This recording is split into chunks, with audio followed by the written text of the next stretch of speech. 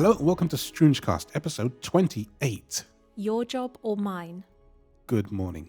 We're a bit later than usual, although speaking about that, before we get into it, just a bit of interesting news that you might find useful. If you were to become a YouTube member, and if we pre-recorded an episode, you'd get it early. So there's incentive. Not much of one, admittedly, but some. But no, we're recording this on the day, which is Friday, and normally we try to put out episodes at 10 o'clock, but that's not happening today. Nope, sorry, that's my fault.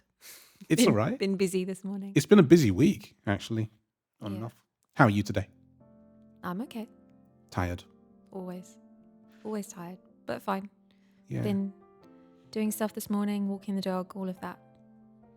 I think I'm picking up a cold, but it was more coldy last night than it is this morning. So hopefully it's only like a one-night stand. Okay. Quiz question from last week. Yes. So the question was, what is the only US state with a name that ends in 3 consecutive vowels? Is it Hawaii? It is. Okay. Yeah. I never remember how you spell the blasted thing, but yeah. Hawaiii. 2 I's. Yeah. So is that Hawaii the second? Where's Hawaii the first? So we did get a message from Garrett who got it right. Yes. So well done. I had a chemistry teacher called Mrs. Garrett, and I remember that now. I hadn't thought about that in a long time. But yeah, Mr. Garrett. Garrett Brown. Well done. Yeah. What you got for us this week? So for this week we have, what is the strongest human muscle? Ooh. Or where is it located, really? Where Where is the strongest human muscle located? Okay, that's a different question than what? Well, yeah, I guess so. Because actually I don't know the name of the actual muscle. Okay. So where is it located? We'll stick with that. Where is the strongest human muscle located? In a human? Yes. In a human. Her phone rang. My phone did ring. I put my phone on silent, but apparently not my watch. Oh, right, okay. So that's why. That was confusing. Well, yeah, because... No, I know they're separate devices. No. You said in a human. In a human. And I was thinking, well, yeah, because it's a human muscle. Well, yeah, but you said where is it located? It's not in a dog. It's in a human. What? Come on, don't No. ask. But I'm being pedant. You've got to have pedanticism sometimes. Like, Okay. it's a human muscle. It's in a human. Yes. So I Belongs win. in a human. It is in the human. I win. Not in a dog. I mean, I'm sure at some point some creature has devoured it. I don't know. You know, there's a whole thing. I don't know if you know this, if you've heard this before, but speaking of dogs, I think the saying goes something like, outside a dog, a book is a man's best friend. Inside, it's too dark to read it. Ooh. Do you know that one? No, I don't think I've heard that. Do you get it? It's a silly, punny thing, but it makes me laugh. I don't think I could explain it, but yeah. It's no, kind of I a play don't on get English it. words. Yeah, For our yeah. non-English speakers, it's kind of like hard to explain. I will try next week if I can remember how to do it. But yeah, it's kind of a silly thing that makes me laugh. So what are we talking about? Because this is another Andre Reacts. I don't know what's coming. Well, obviously it's to do with jobs. Given the title. Yes. But I thought before I get properly into it, we could just talk about maybe well, we don't really have jobs, but when we were younger. So what was your dream job, or what did you think about doing when you were younger? Well, that's an interesting question. I don't know 100%, but I think at one point, as a lot of people did, or at least a lot of boys, I wouldn't have minded being a train driver. It's And before like we the classic answer, isn't it, for Yeah. little boys in the 80s.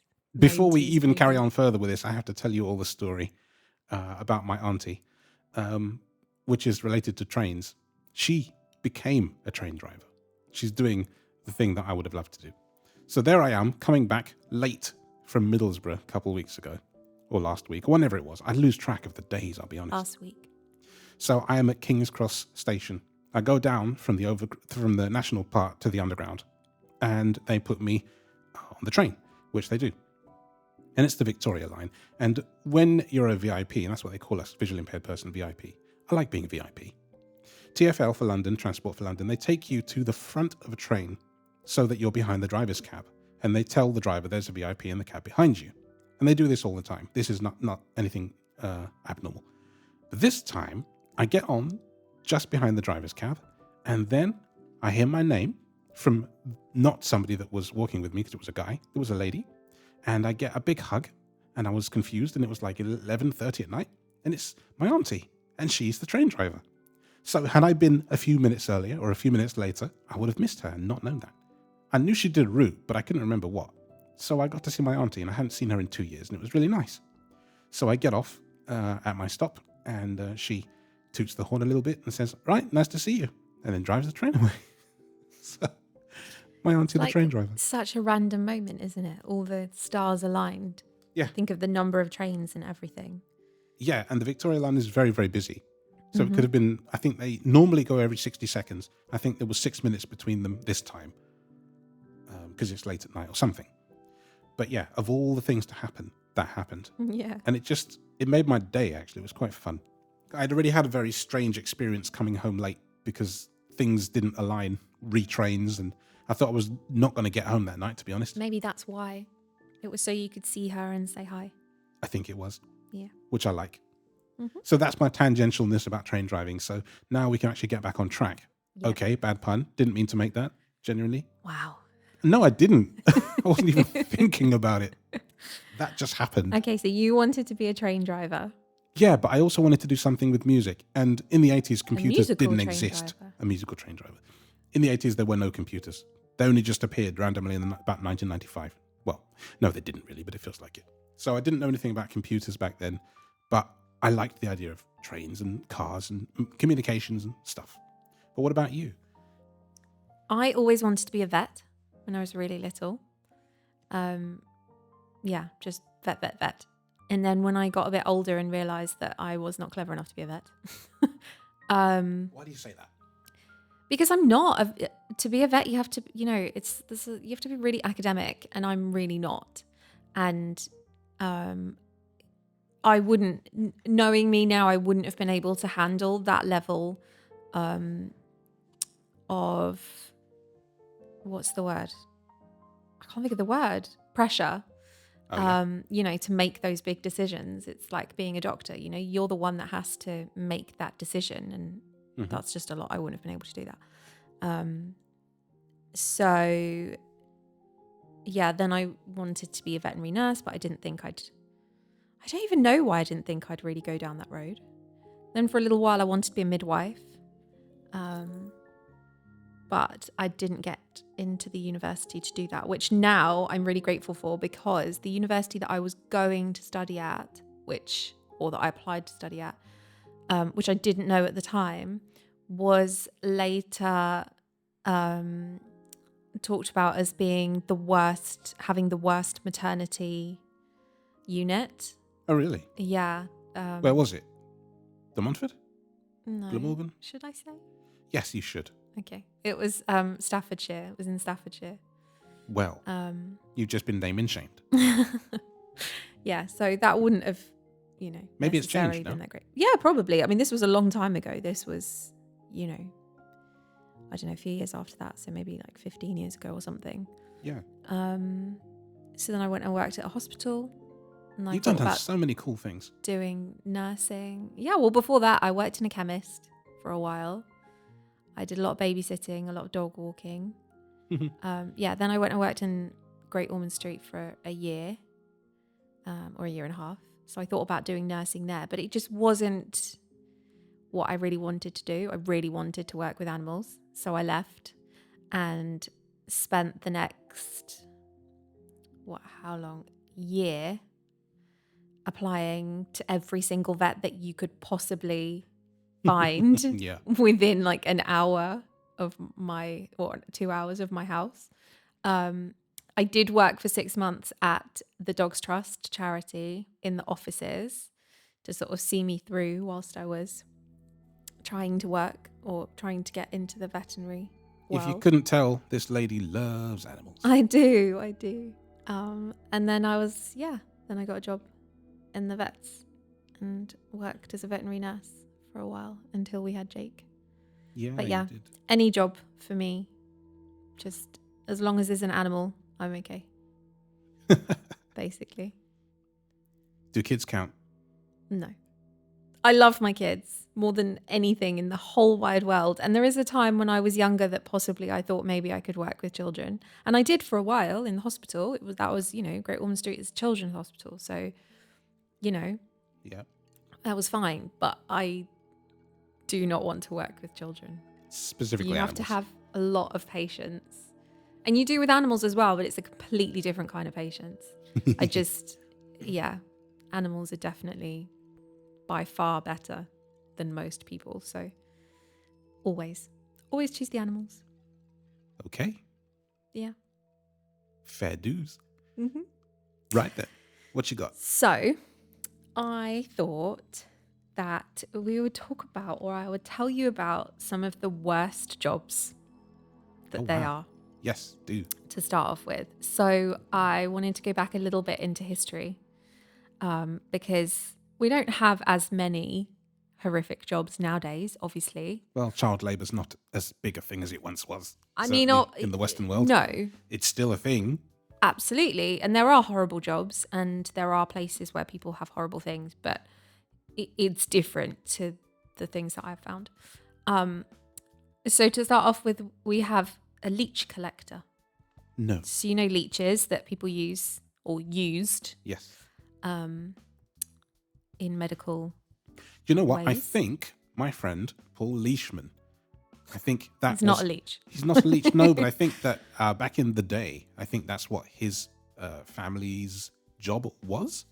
Oh, wow. I think. And that's where the name comes Where from. the name comes from. That's I'll check with him, but I crazy. think that he told me something about this a long time ago. So I That's don't know. so That might be interesting. Yeah. Yeah. So in the 19th century, there were different ways to do it, but one of the most effective was basically sticking your bare legs into water and letting the leeches attach themselves to you, and then you could harvest them off. No. Yeah. We also have a plague barrier, which No. Again. speaks for itself. No. Bury those died of the plague. And rat catcher, which is catching the rats that had the plague or were spreading the plague. Do you still like animals? I love animals and I love rats, pet rats. Not so fond of the sewer rats, but it's not their fault. They get a bad rap because of the plague. They didn't choose to have the plague. The bad rap from the bad rat. Yeah. Okay. It's the fleas that gave them. Blame the fleas. We don't like the fleas. Flea wouldn't want to be you. Exactly. Then we have a gong farmer. Have you ever heard of that? Gong? Gong. Like G-O-N-G? Yes. A gong farmer. Mm-hmm. A gong farmer. Yeah. Any idea? Well, today's the day for tangents. There is a CD that my friend Patrick had found years ago, a sound effects CD, from this guy in Sweden called Lars Troschen, and he had a very particular way of speaking. But the CD was about giant gongs, and he spoke like that. He told us all about giant gongs. And so anytime I hear the word gong in my head, I think of Lars Troschen and giant gongs. That's a cool accent. So if you're going to be farming gongs, they have to be giant gongs. Yeah. What is a gong farmer? I have to know now. This is around Tudor England. And This is the craziest podcast we've ever done. it was people who would have to dig out and remove human excrement from the privies or cesspits. That's not as glamorous as I was hoping. No, none of these are going to be glamorous, I'm afraid. I just wanted to ring a giant gong with a hammer. No. Kind of along the same vein, we have groom of the stool. Okay, I hear that. So this is, for example, Henry VIII time. Yeah. And the groom of the stool would have to take the royal toilet once it had been used, check it, and make sure everything was okay. You know, have it cleaned and everything to bring back. But also he had to clean the royal bottom. Wow. And this was actually a really prestigious job to have. Like, I don't know about no, that. I promise you this. I mean, think you've got access to a The very royal bottom. vulnerable part of the king. You know, people wanted this job. Maybe that's where the Tone Brown noser came from. Oh, that's really bad. Yeah. But you know what? I told you, today's the day for tangent. Do you know what episode of Friday Night Dinner this reminds me of? Go on. The Caravan. Oh, no. Yes. The emptying of the... Of the Portaloo. Well, not Portaloo, but the Caravan toilet. Mm. There's a scene in which character Jim, who's a little bit unusual, shall we say, carries a very full toilet into someone else's house and says, Well, it's the... What is this it out for called? you." The thing that collects the waste. It has a name. I can't remember Nope. what it's called. So when you said about collecting, Disgusting. that's what it reminded me of. Yeah, And this one was full, wasn't it? very. Next we have a sin eater. What do you think that would be? Sounds religious. So it sounds like you sit in a church and you listen to the confessions and you sort of gobble them up. I don't know. I mean, You're not too far from what it is. So it's a person who consumes a ritual meal in order to spiritually take the sins of the desired person to absolve them of their sins. So they're a deceased person. okay. So And what kind of meal would this be? I don't know. That I couldn't find out. It honestly sounds like a way to just get a free happy meal to me. Possibly. I mean, it's a ritual meal, so maybe it's the same every time, so you might get a bit bored. Maybe. And you're taking on a lot of sins, Yes. remember, of dead Well, if people. sins are like calories, then, you can walk them off at the end of the day. You would hope so, wouldn't you? Yes. We then have a whipping boy. Right. Yeah. Now that I have heard of. I don't know if it's the boy that gets whipped or the boy that gets to whip, and they're different things. Yeah, it's the boy who is whipped. So these boys would go to school with, the princes or Yes. very high up class of children, boys. And, when they misbehaved and they would get a whipping, they didn't want to take it. So these boys, the whipping boys, would take the punishment for them. And again, like the groom of the stool, this was also really a prestigious thing to do. I just don't believe in pain. Why would you Well, want to put yourself I mean, in maybe pain? they felt like it put them in like good stead with those higher up Maybe. people, if I you're hope it wanting paid to well. get further. I don't know. Probably not. I'm not doing that for no money. You must be mad. But, maybe they felt like, well, if they did it and then the higher up class of person, would think more favorably to them and help them out at some point, or I don't know. How bizarre. Toshers, No. not no. tossers. No, Toshers. indeed. I It's a can't. slang term for junk or rubbish. Okay, so hoarders. Not quite. This is in the Victorian times, and they would trawl through the sewers looking for valuable things that had got lost. So they would wade through the deep sewage. So a sewer version of panning for gold. Yeah, I guess so. Right. Yeah. Maybe the tosh is onomatopoeia for the sound that your big fat welly boots make wading through sewage. Tosh, Maybe. tosh, tosh. As you walk through the valley of filth. Yeah, exactly. A wool fuller. Fuller, interesting. Mm-hmm. I knew a guy called Will Fuller, but that's not the same thing. No, this No. is wool from a sheep. Well, if you're from New Zealand, that's how you'd say it. Yeah. No, I ain't got a clue. I mean, is it like collecting it? No, not quite. So in the Middle Ages, wool was a big part of the economy, Yes. and wool needed cleaning once they'd made it into garments and things. Oh, yeah.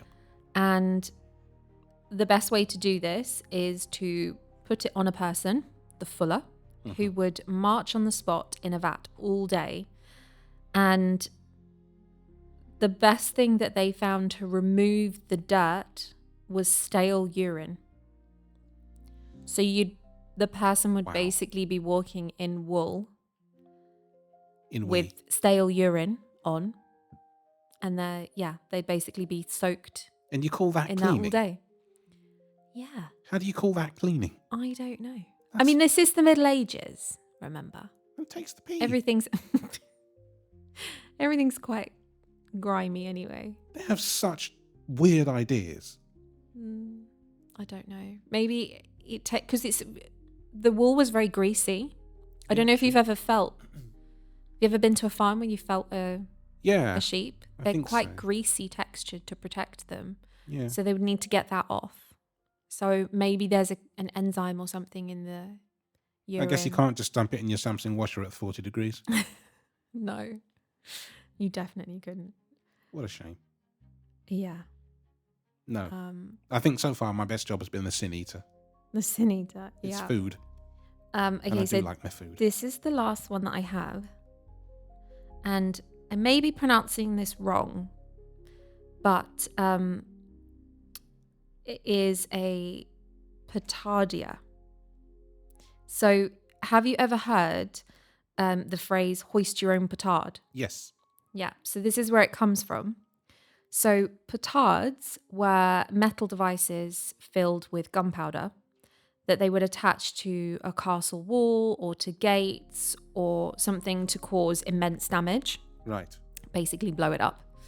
And these people, petardiers, would be the ones that were fixing it on. But obviously they're very unstable devices. So quite often they would explode and kill them.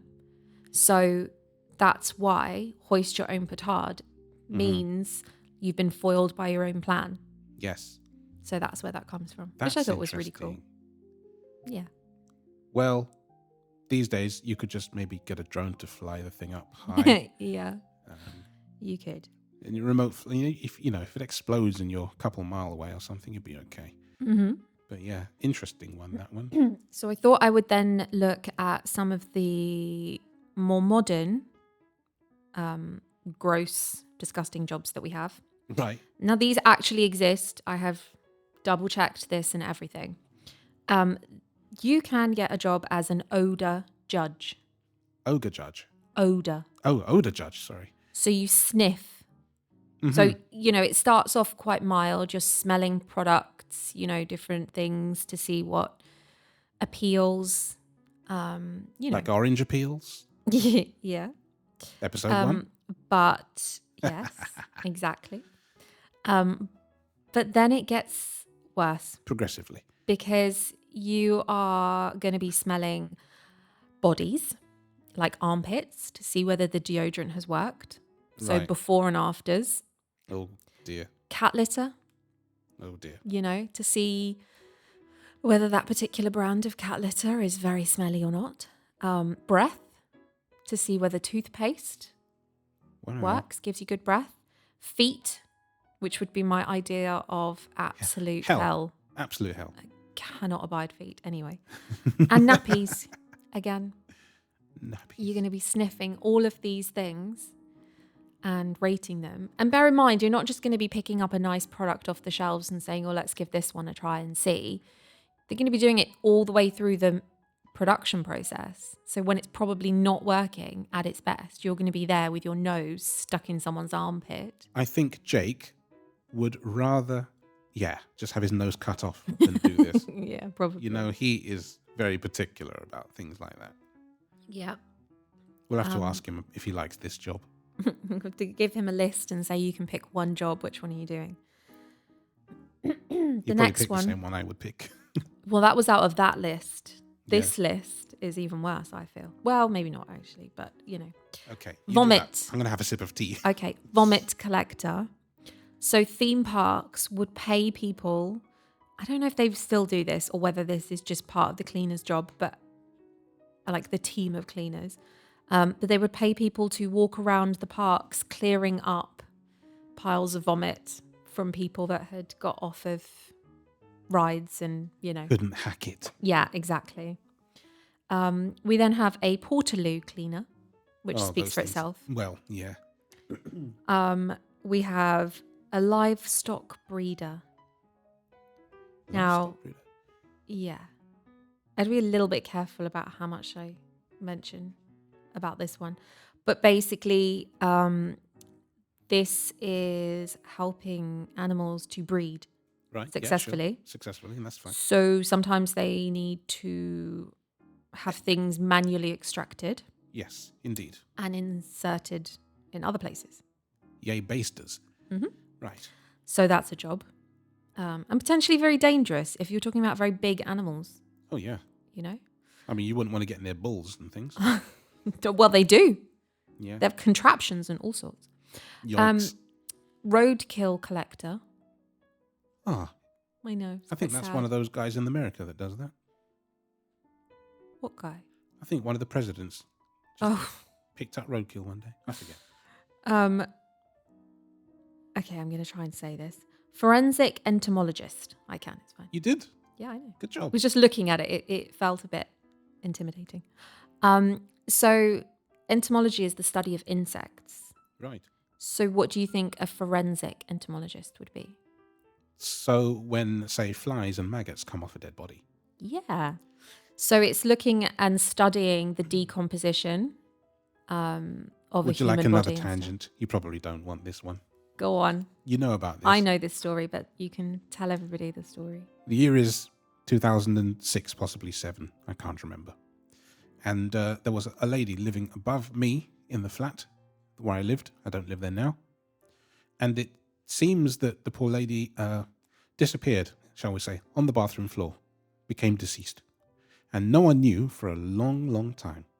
So long, in fact, that please don't eat while listening to this portion of the podcast. I will not be held responsible for the vomit Trigger collectors. Yeah, the vomit collectors' job. We started to receive in the bath, maggots. They had come through the light fixture. They then turned into flies and flew around the house. And my mum couldn't work out where they were coming from until one day she saw it drop through the light fixture. And then we contacted somebody, and they got up a ladder because they couldn't get in the normal way. And they were able to pull the bathroom window down, and all these flies came flying out. Then they had a warrant, and a reason to extract the poor lady from the house. It was terrible. Like, to have nobody know or care about you for such a long time. So sad, isn't it? It is sad. I mean, it's horrific for you as well, and you're still traumatized by that because you freak out if you hear a buzzing near your ear or anything. I've never liked that. But I don't No. like it even more after that event. No, absolutely. But that is just You couldn't the saddest move. thing. You couldn't move for flies. I mean, ugh. Horrible. Every morning we'd have to open every window in the house for about 20 minutes before we could do anything. Yeah. It took a while. But we called pest control, environmental health, all these people. So maybe one of those people, forensic entomologist, would be needed for a job like that. Well, they don't come and get rid of the bugs, the flies and stuff. They study it. So it helps them, all these things need to be studied so that timelines and stuff like that, we have that kind of information. Yeah, so they can look and say, okay, well, the decomposition or whatever would indicate that this happened however long ago and stuff. So this is just studying in those kind of, in a more sterile environment, I guess. That's not anything you want to happen to you, though. No, it's Wow. really not. So the last few that I have, we have a hoarder clearance, which is obviously going into somebody's house who is a hoarder and clearing it. And that can be pretty horrific. That's Similar you most to... weekends. Huh? That's you most weekends. No. No. My parents have a lot of stuff in their house, but they definitely don't have anything like this. No, this is, my mum's told me stories from being a nurse and having to visit people at home and stuff of, people having so much, floor to ceiling, and just a tiny little pathway from the door to one chair, which is where they basically spend their entire lives, and every single inch of the rest of the house is just full. Yeah. So that's pretty grim. Septic tank repair. Mm-hmm. Obviously, not very nice. And this one is a bit bizarre. A dog food taster. Wow. Yeah. There's one guy that would do that. Dave Lister from Red Dwarf. Yeah. He did have to eat dog food once because he was stranded. Oh. Well, needs must, I suppose, but... Yeah, but, even I love my food, but I have my limits. No. I have my limits. I couldn't. So I just have a few strange ones to finish off with. Okay. Not horrific, but strange. So you've probably heard of this, but you can get a job as a professional cuddler. You heard of that one? Yes. But I don't remember when or what for. So you just pay people to lie. It's usually lying down, cuddling. Okay. And I don't think it's like a sexual thing. I think it is just more of a comfort thing.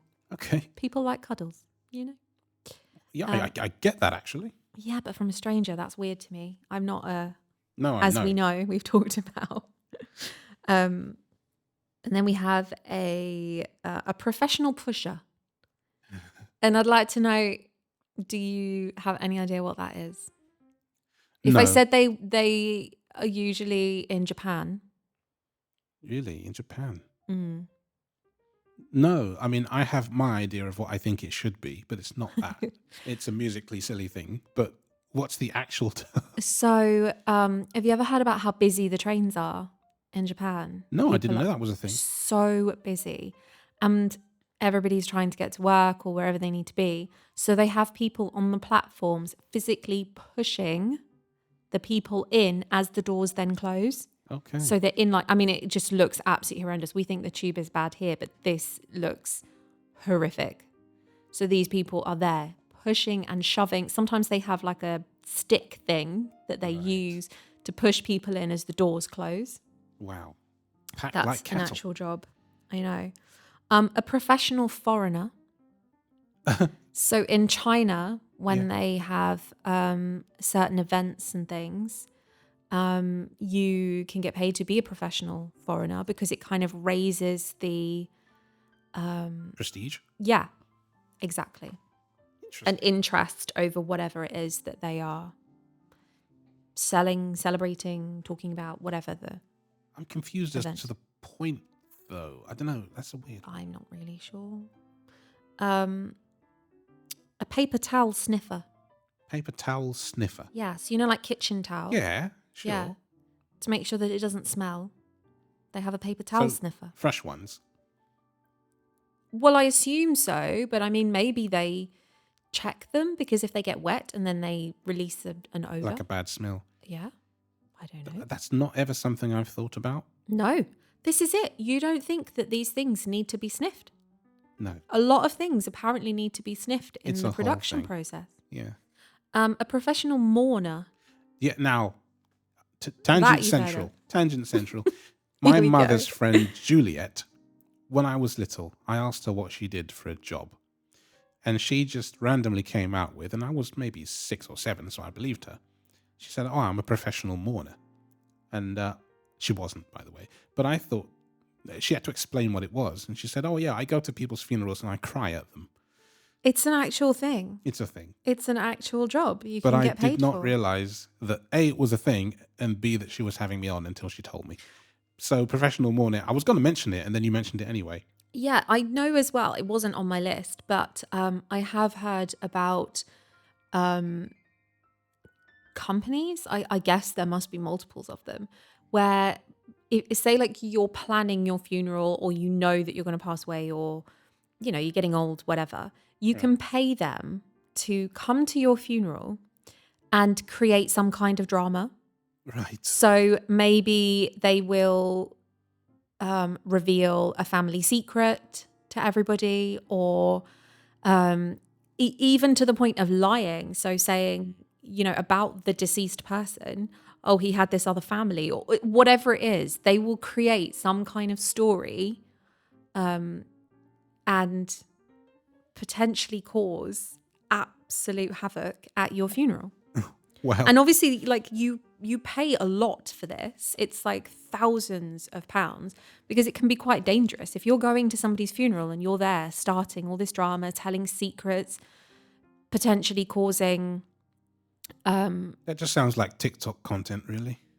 No, this was way before TikTok. I know, but the idea of it is just Yeah. silly. But people are going to come for you. So, it can be quite a violent job too. Yeah, you better be in your bulletproof vest and Kevlar. Exactly. A professional line stander. So you're standing in queues. You're standing in queues for other people. Okay. Yeah. So you want to go to the bathroom right quick. Hold my place. Yeah. Hold my beer. I mean, I'm sure there's That I don't other drink. times, but yes. But you'd have to know that you were going to be in one for a long time. Yeah. I mean, maybe if you were queuing for days for things, when Maybe. people do, tickets, phones, Yeah, sometimes. Apple events. Used to be a thing. Yeah. A chicken sexer.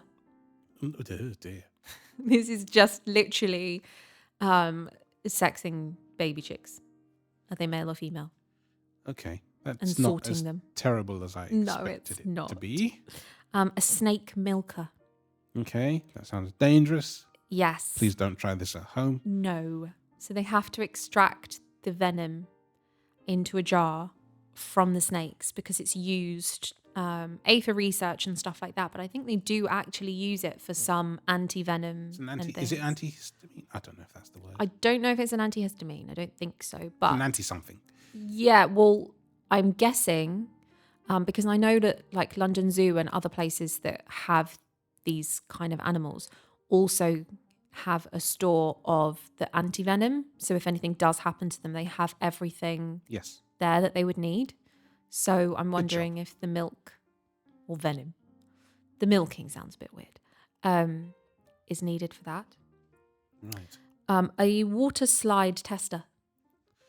Well, that's not even a terrible job. That's probably one of the Yeah, but what if you're testing a slide that isn't particularly well built and you go like flying around and I it's suppose all if a you've bit... got a rough surface and it scrapes you up, causes Yeah, you to... or, there are some, I've seen them online, they have really sharp bends. You come round and you Yeah. bash into one You can slam side into and a side, fly yeah. against the other. And This is true.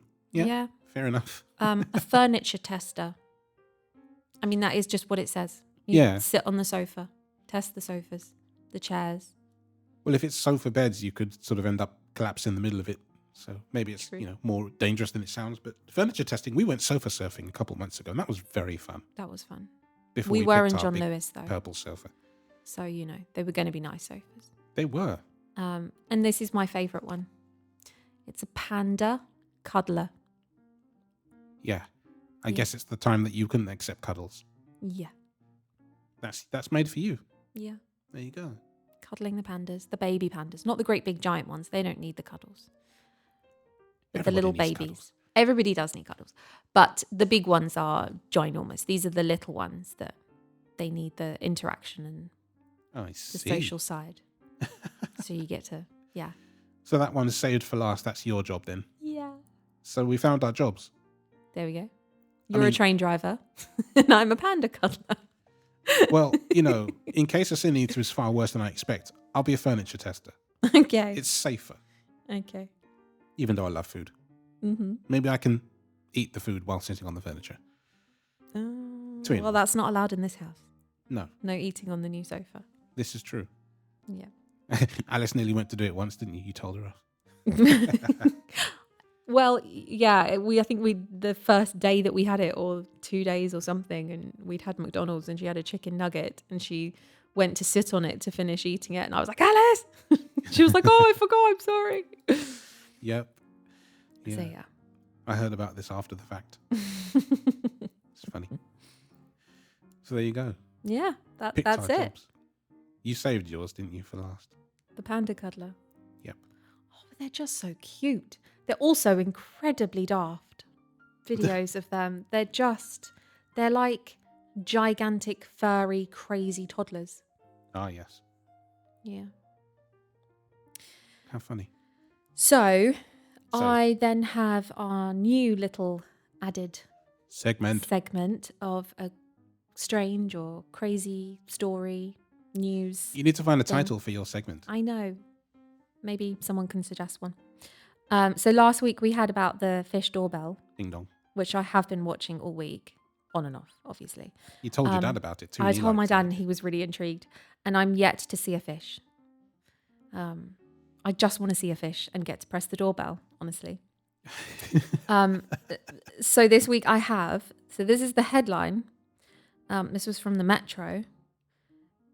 Suckable chicken noodle soup flavoured cough drops are now a thing. Don't tell Alice. I don't think she would like these. I'm not sure who would like these. But basically it is what it says. It's a cough drop that tastes like chicken noodle soup and is supposed to be good for a cold? Yeah. Soothing. Souping. Yes, I went there. Yes. And this is in the US, not here. Oh, right. Okay. And it's $2.49 for 20 lozenges. But they are only available for a limited time. So if you are in the US and you can find these suckable chicken noodle soup lozenges. Oh my gosh, send us a picture because that would be amazing. Send us a picture, but also a recording of you trying them. We can play that on the podcast. Yeah. That would be funny. I mean, one person did write, upon popping the savoury lozenge right in my mouth, I almost immediately rejected it. Okay. Yeah. I don't know what I was expecting, but I wasn't expecting that. So I don't believe they're going to be the best, but everybody's got different taste buds. That they do. Let us know. Yeah, well, it's like sprouts, not and not sprouts, I guess. Yes. If I eat a sprout, I immediately reject it. So. Yes, you do. Although someone did say that if you cook them in, I think it was bacon grease. Well, bacon. Yeah. Yeah, people do cook, like fry them up with little bits of, crispy bacon and stuff. Then it even then, I feel like you would not be. It's bacon. I'll give it a go. Maybe. I will try. Okay. Once. I'll tell my mum next Christmas. Oh dear. She's probably listening. Maybe. Nina, it's okay. I promise. It's all right. My dad won't let her change anything. It's got to be traditional. Right. Thanks for that. I'm saved from the sprouts. But just maybe for not another these year. That's chicken it. cough drop lozenges things. Yeah. That's so bizarre. Yeah. Maybe they'll make it over here if they become popular enough, but they probably won't. I don't think so. Too weird. Yeah. So is that all then? Yeah, that's it. I'm done. Lovely. Gonna finish my cold tea then. Thanks for listening as always. And if you're new, then thanks for joining us for the first time. And if you're not new, then thanks for joining us another time. You can get in touch via the contact form. You can get in touch via YouTube comments. If you're listening on Apple Podcasts or Spotify or any of those other places, then the contact form is going to be your best bet. And anything that you send will be received by me, and then I forward it on to Kirsten as well, so we can read it together. And you might even get your name mentioned. If you want to shout out in the next podcast, or you have something you want to tell us or something you want to say, then do get in touch. We'll be happy to hear from you. Until next time. Bye.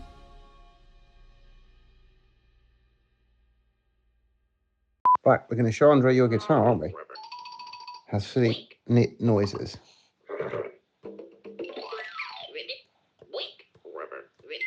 What does this do?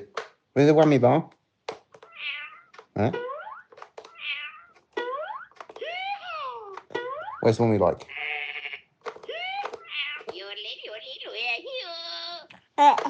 That's funny, isn't it? Where is it? you can run your fingers over the touch sensor. It's a banjo. Should we switch it into guitar mode? Oh, that's silly mode it does. That's an acoustic guitar.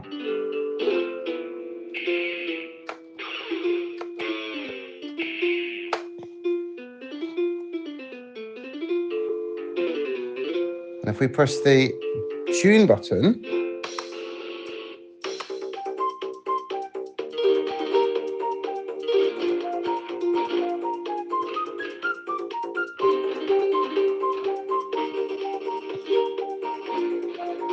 Change the chords.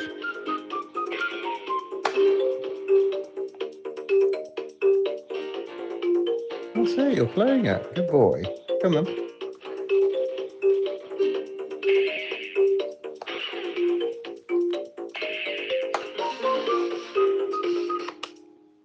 What's this one do?